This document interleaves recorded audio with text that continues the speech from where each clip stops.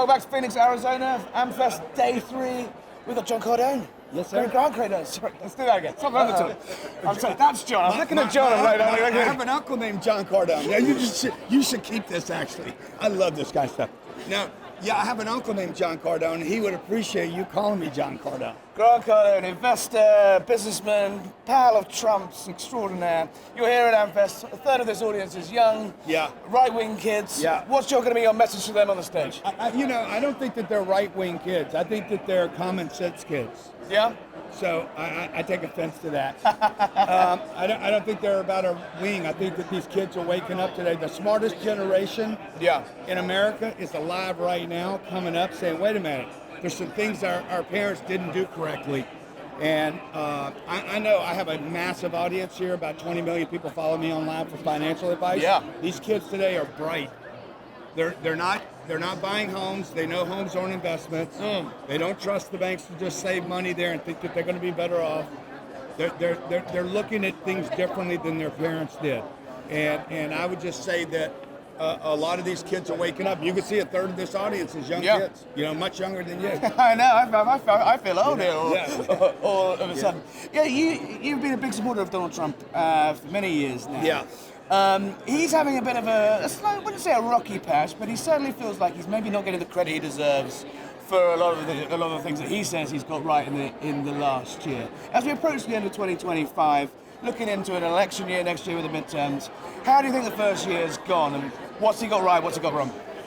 Well, just look at the numbers, right? Inflation's down. Yep. Gas prices down.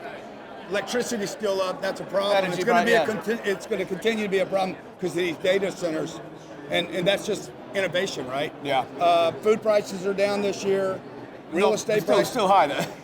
Okay, but yeah. And well, he can't fix. He can't.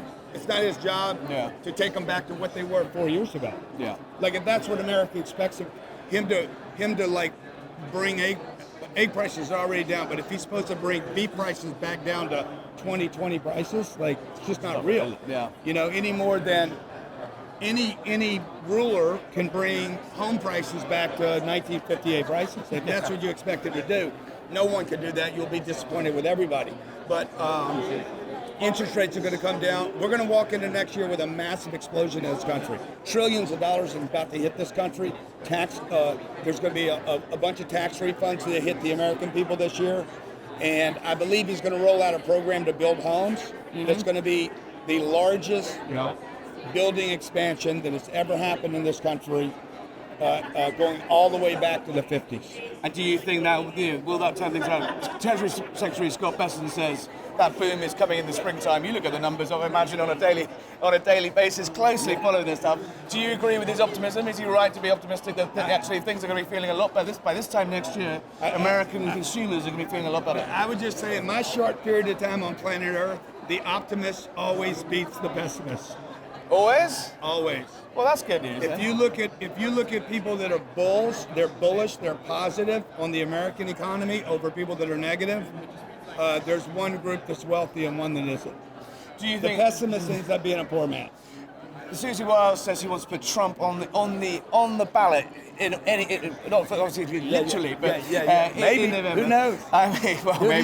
Maybe 2028. Maybe he's going to run New York. Maybe he becomes governor of New York. Wow, maybe he goes along to the Trump Kennedy Center, or Donald Trump can do a lot of things. Well, I was exactly on that point. Without Donald Trump, the Republican movement seems to slightly dip. If you look at it, when he's not on the ballot, I disagree with that. The Republicans dip. People come out to vote for Trump. I disagree with that. Okay, the people want to conserve their values. Yeah. People want to conserve and protect their properties. People want to conserve and protect their monies. People want to protect their country, their homes, their boundaries, their kids, their way of life, their families. Bro, you're tapping on something that is going back to 1776. Yeah, we'll let that one go. Well, I'm just saying. Yeah, I know, because you lost. 249 years. Because we kicked your ass. You still keep bringing it up, right? But look what we did. We went into expansion and you didn't. Yeah. You got this little island. It's getting smaller and smaller. On that, President Trump, he came to the United Kingdom a few weeks ago now. announced a big investment package of inward American investment in the United Kingdom. It made a very valuable point that energy prices in the United Kingdom are far too high to really have realistic multi-killing. It could have been could be 400 billion rather than 40 billion. What's your advice to, you say Britain's a small country, what's your advice to the British government? How would you get these energy prices down, and how could you trigger more investment into Britain? Yeah, I mean, my advice for you guys? Yeah. I mean, you need to relook at everything. You got to close your borders. Yeah. Like, you've lost your country. Well, I mean, mass migration is, it's a Western-wide issue, isn't it? Okay, I know. I hear you. But at some point, somebody's got to stand up and say, "Knock it off, stop it." It's like, do you see? You can't feed everybody, man. You can't feed everybody. You can't service everybody. You can't just, you have to have. You're not a country if you have open borders. Indeed. You were down at Mar-a-Lago a couple of weeks ago. And by the way, if I tried to move in, y'all wouldn't let me. I'm pretty sure we got. No, you'd penalize me. You want to beat the shit out of me for making money. Well, we like people who employ people, but yeah. You were down at Mar-a-Lago with President Trump a couple of weeks ago. You tweeted that his stamina. He's a beast, man. The guy's a beast. The left and the mainstream media are determined to sort of start to paint this image of President Trump in decline. Having ignored Joe Biden's, obvious mental distractions. The average person could only wait to be in the decline he's in. Okay, this guy has the energy of unbelievable. It's like, I'm an extremely motivated individual. I'm fairly focused. This guy, him and Elon, the work capacity of these individuals is phenomenal. Donald Trump's is off the chart. Because he's working for the people. Like, he's literally working for the people. Like, he is obsessed with this concept. He's a very dangerous man to compete with. Yeah, I heard that. Okay, the people you don't want to compete with are the people that are obsessive. They're obsessive, they get an idea, they lock on an idea, they break ideas, and then they always somehow figure out how to make the idea work. They're extremely dangerous people to compete with in life. And it's rare you meet somebody with his amount of stamina and energy. And the fact that the left tried to turn that into some kind of sexual connotation shows you how deviant and just freaking nutcases they are. Obviously, he's terminally. When I say stamina, do you think sexual? No, not at all. I mean, look, I'm a journalist. I follow the right guy around. He does. Those days in the White House.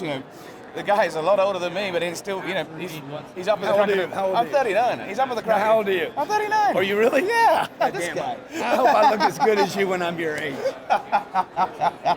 I mean, he does have an energy. He is a unique man. He built this MAGA movement on the force of his personality, his unique way of doing politics. He is term limited though, and I think he's probably joking when he says he's going to run in 28. Yeah. Is there anyone, do you see, who could actually keep that MAGA movement together and have that same zeal that Donald Trump has? I don't think it's going to be one person. I think the left is going to be very surprised that it's going to be an entire bench of guys that go out, men and women, they go out and say, hey, let's keep this thing rolling. Who would you like to see on that bench? Obviously, J.D. Vance, Marco Rubio, Don Jr. Yeah, that bench is pretty much built right now. So if you look at the key figures in the administration now, and perhaps it's going to be the guys that are already winning, the guys that don't step on their dick, they don't do something stupid. Yeah. And which is hard. These guys get tempted by life.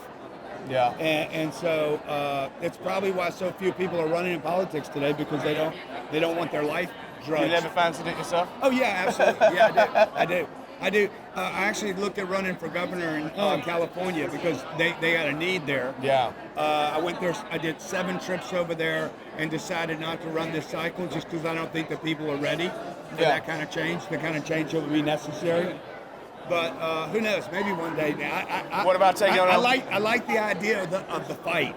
I actually love the concept of the fight and the scrutiny, and it's a blood sport, dude.